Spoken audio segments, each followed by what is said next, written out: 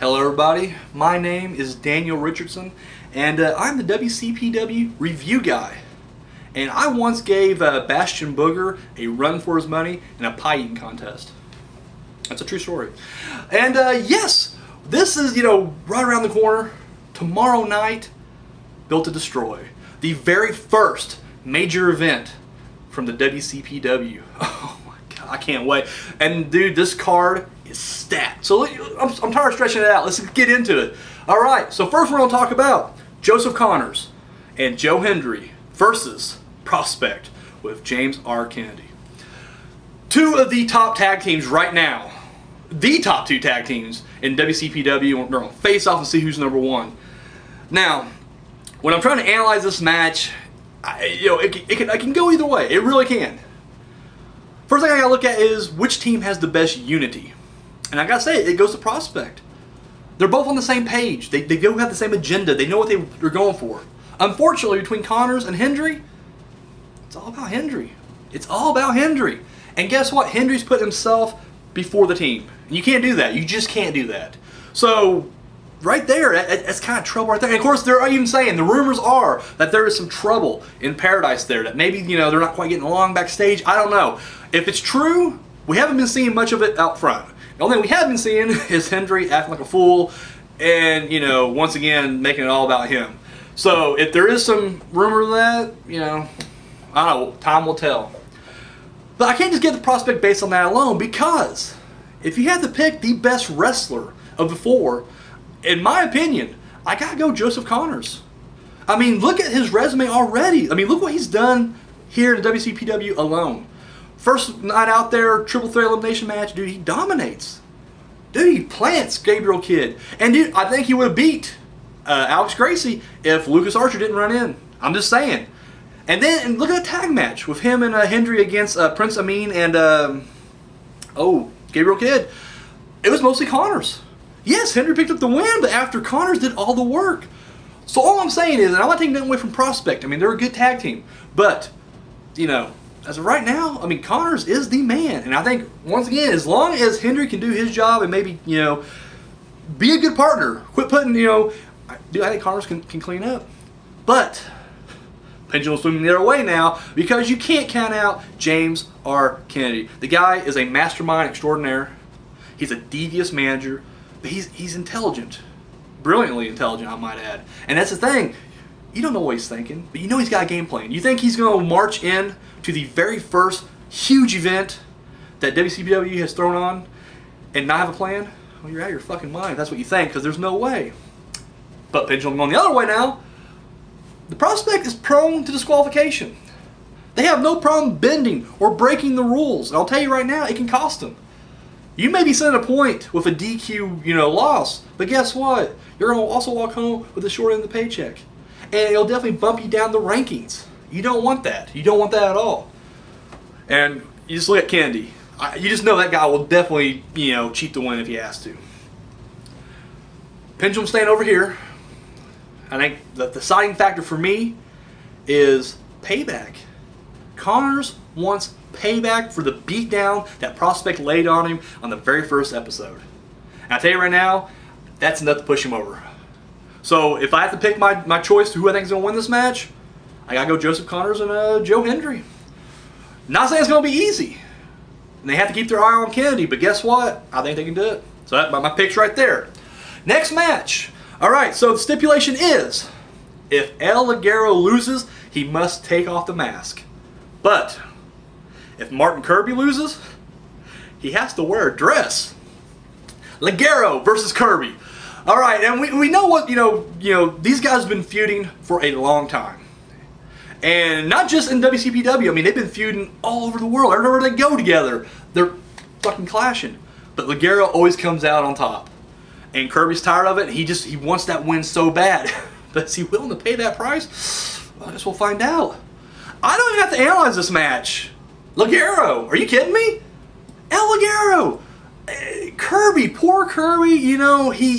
He tries, but the thing is, he's stuck in Kirby world right now. And every time, he can hit a nice drop kick, which I'm thinking that's a nice drop kick. But then he'll pat himself on the back and do a victory lap because of that drop kick. He doesn't focus. That's his problem. He don't focus.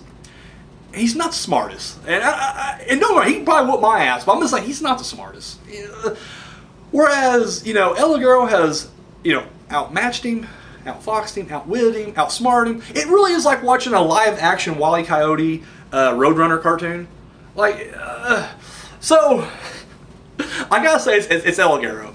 Mr. Pacitti, I really hope that you have Kirby's dress size, because that's happening.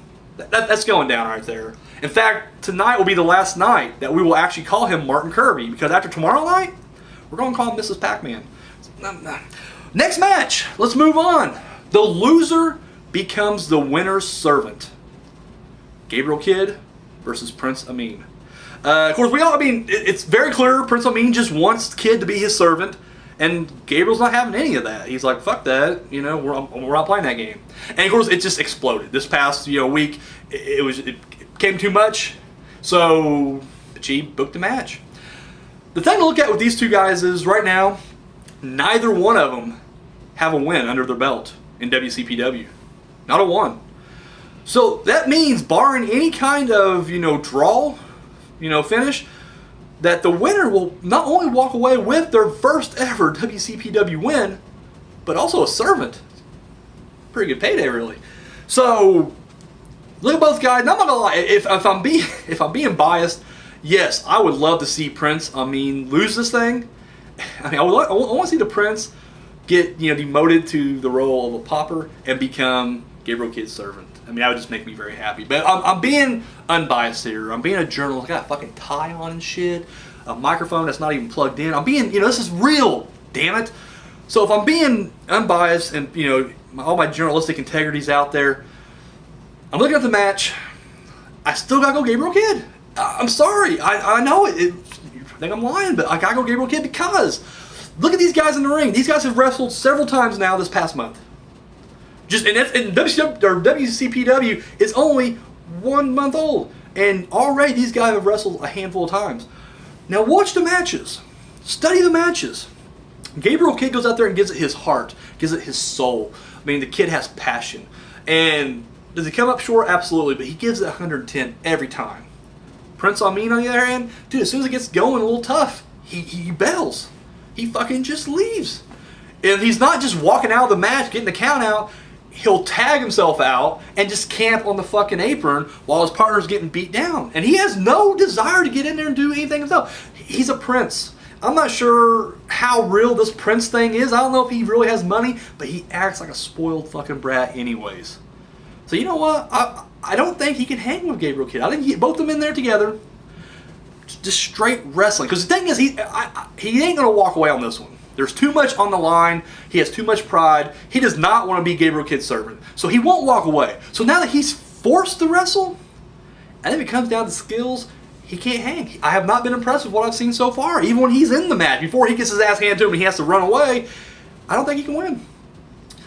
Now, kid, you got to listen to me on this one. Are you listening? He's going to try to cheat. I can tell you right now, Prince Amin will cheat. I think as long as you keep your eye on that, make sure he doesn't fuck you over, you got the match in the bag. So good luck, kid. I'm being unbiased. I'm sorry. Next match, no holds barred match. Joe Coffey versus Primate with Susie in his corner. Okay, now these guys got in the match. They finally had their match, but it ends when Primate bashes Coffey in the face with a wrench and then starts working him over with a steel chair. And these guys have been dying to get at each other. And when they do finally collide, it's always fucking chaos. Pacitti knew this, and he knew that regular rules and regulations would not be able to hold these men. Fuck, man, these beasts wouldn't be able to hold them. So you know what he did? He threw the rule book out the window. No holds barred. And I tell you right now, this will be the one that's going to be insane. This will probably end up tearing down the entire arena. It's just going to be fucking pandemonium. Now, if anybody else, I'll say almost anybody else, was facing Primate, I say forget about it. Primate wins. The guy's a beast. And if you just add the no holds barred stipulation in there, he's a beast with no rules. Like seriously, they're like, Daniel, you're going out there to fight Primate. No holds barred. Dude, I'm bringing like a tranquilizer gun, like a net, and I'll probably bring a Jeep. I'll bring a Jeep. I have to run this fucker over. I'll tell you right now, it wouldn't work. He would still just beat my ass, and I'd probably just piss him off more. So anybody else going in there against this monster, they're just getting killed. That's all there is to it. But there is one man. There's one man who can match not only the strength of Primate, but the raw intensity. And that man is the Iron Man, Joe Coffey. Out there right now, he's pissed. See, you gotta realize he was blindsided by that wrench. Flat out. It was a singles match. It was a singles one-on-one, standard, one fall match. You don't bring wrenches to those things. He wasn't expecting that. He was expecting maybe a fist in the face. You expect that, not a wrench to the face. So of course, he got, Primate got the upper hand. But now Coffey knows. He knows the match. He knows the rules. And you know what? I think it's this time it's gonna be his turn to start bringing the weapons into the ring. Now the only thing you gotta watch out for, Coffey, is Susie. She's out there. She's devious. And I'll tell you right now, anything she does out there will be considered legal. There's no rules. So you just gotta keep your eyes on her, keep your head on the swivel. I think you'll be fine. But if anybody can stop Primate, it's you. So my vote, going to Joe Coffey. Ring of Honor World Title match.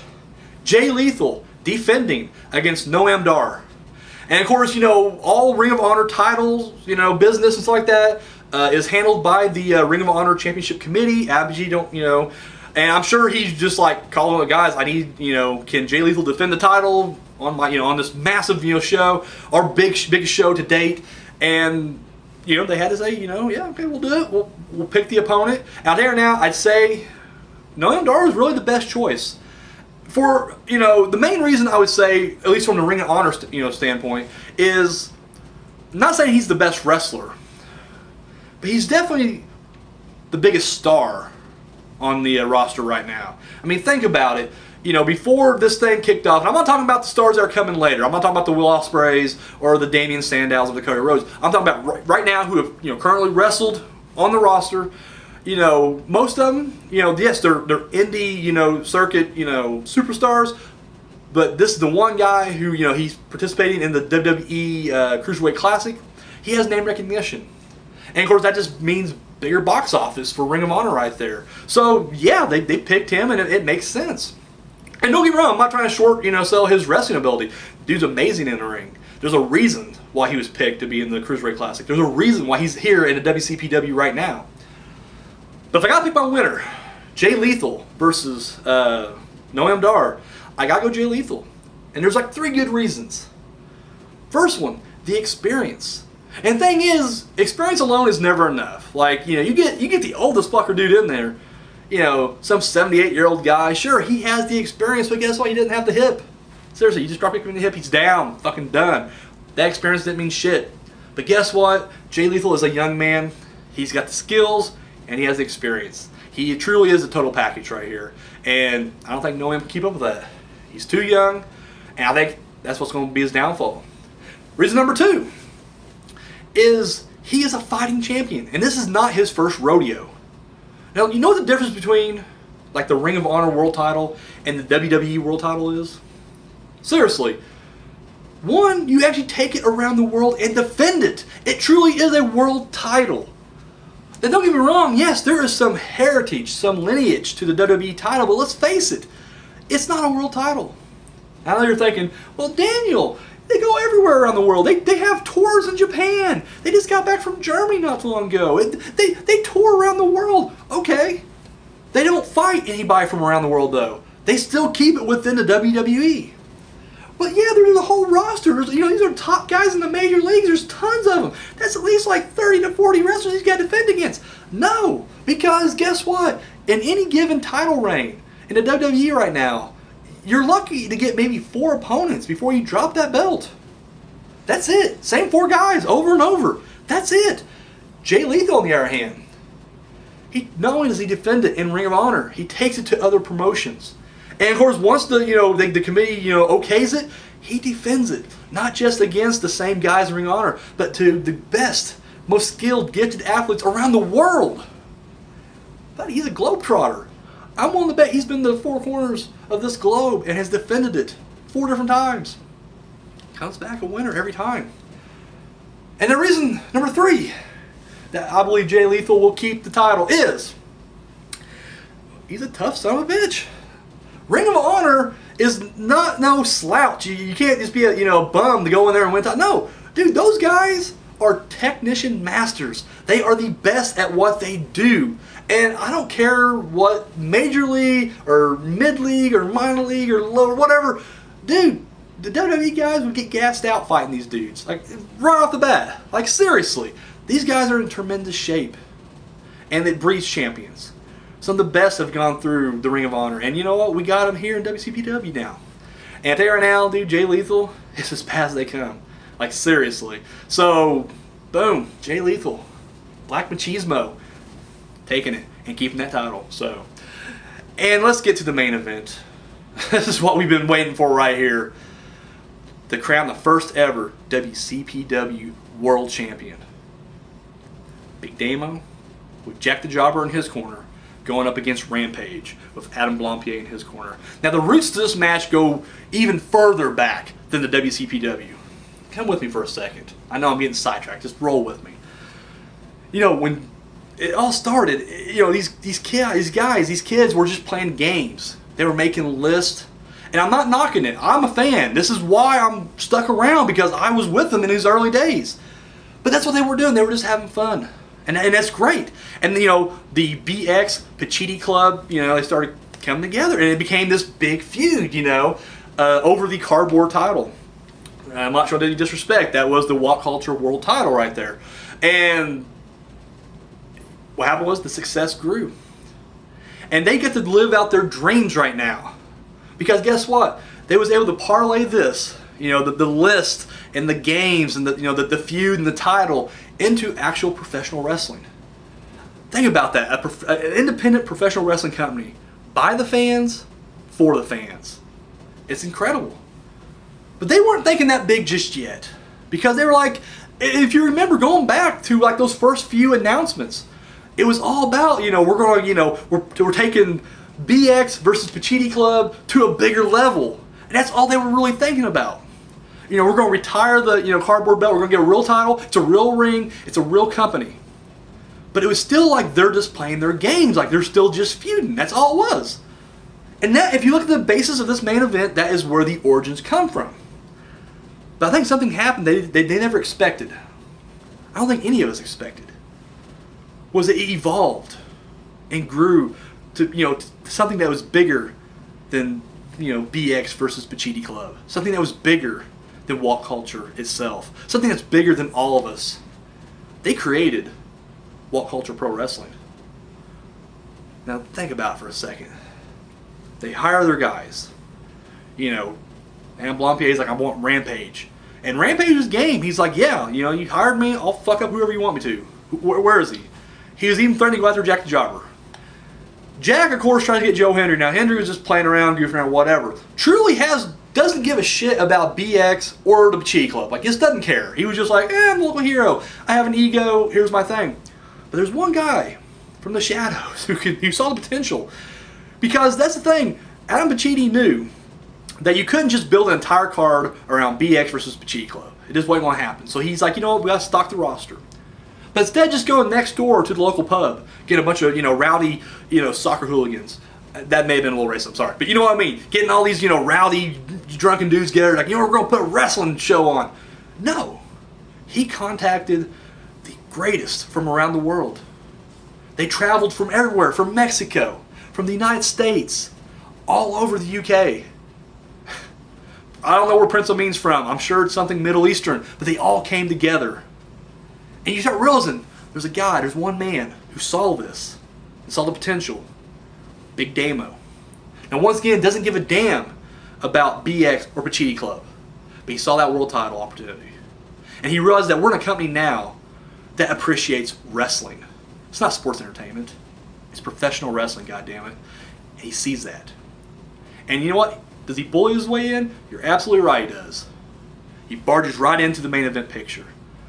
Threatens Jack the Jobber even. He's like, I'm going to be your guy, I don't care. Match is set up, Joe Hendry versus Big Damo. Big Damo wins the match.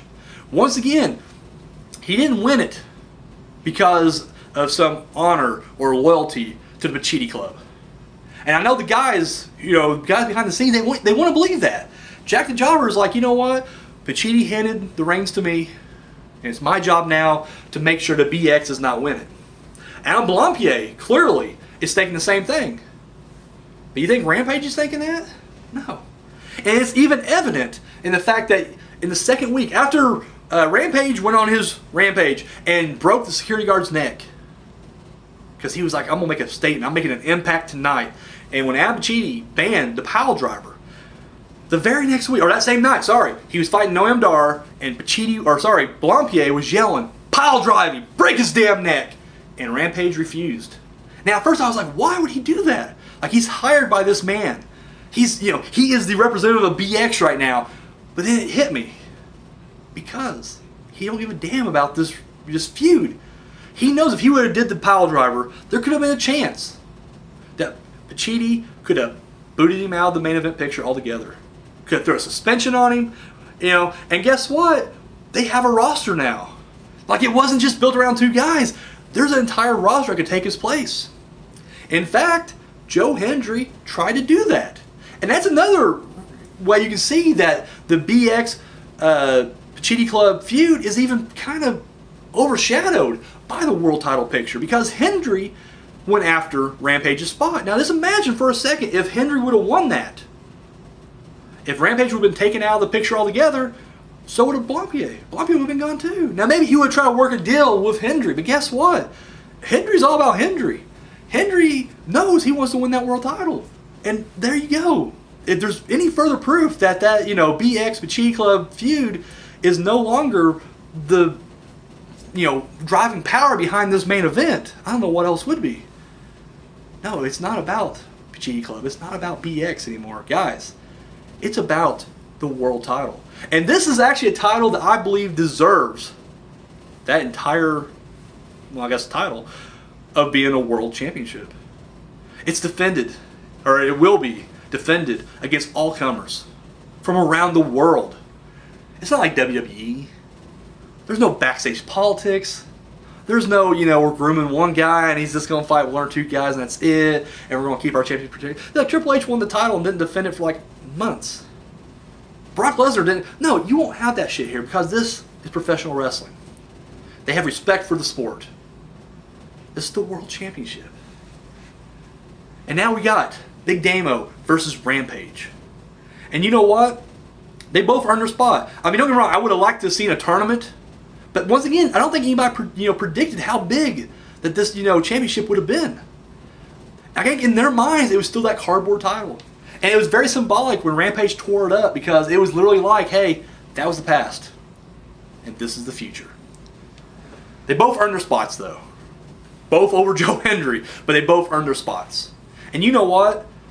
Title on the line or not, these two guys, they got some beef with each other. Every time they get in the ring, it's explosive. And it gets out of hand every single time. And here we are. These two guys, boom, about to face off each other. So who do I think is going to become the first ever WCPW World Champion? I got to go Big Damo. I got to go Big Damo. Because look at his matches. Dude, he's dominant. He's a dominant force. Rampage is good, and I'm not knocking Rampage. Believe me. I tried to buy the pile driver protector because I was afraid he would catch one of these comments and then fly to America and then pile drive me in my parking lot. I got scared. I'm still trying to get a hold of those pile driver protectors. But when you see him wrestle, like, Noam Dar, who's a great athlete, but he's also a cruiserweight, gave him a run for his money. He almost lost a match to a cruiserweight. Hendry almost beat him. Not Big Damo. Big Damo is always in control. Out there now, I just don't think Rampage has what it takes to take down Big Damo. And don't get me wrong, I'm not saying it couldn't happen, because you also got Blampied out there. That's the thing about Blampied. There's like three sides to him. You got the nice public side. He does his commentary like that. But then you got the asshole, sleazy, sewer rat manager who comes out there with that Eric Bischoff smile and just that cocky swagger. You love to hate this guy. But the third side is the manager. When he's in manager mode. When he's out there cutting promos, it's not a big deal. He'll run his mouth, he'll do whatever. But when it's time and Rampage is in the ring, you can look in his eyes, you see someone different. and it's all business. And he does whatever it takes to make sure Rampage wins. In fact, if it wasn't for him, I'm sure Rampage would have had some losses already. Some pinfall losses. So you got, you know, he's a factor for sure. But Jack, I'm talking to you, buddy. You got to keep your eye on him. You know, Damo can handle Rampage, no problem.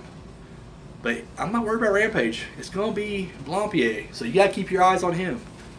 You know, you got to show him you can't get mowed over here. Because this is more important than all of this. This is to crown the first ever What Culture Pro Wrestling World Champion.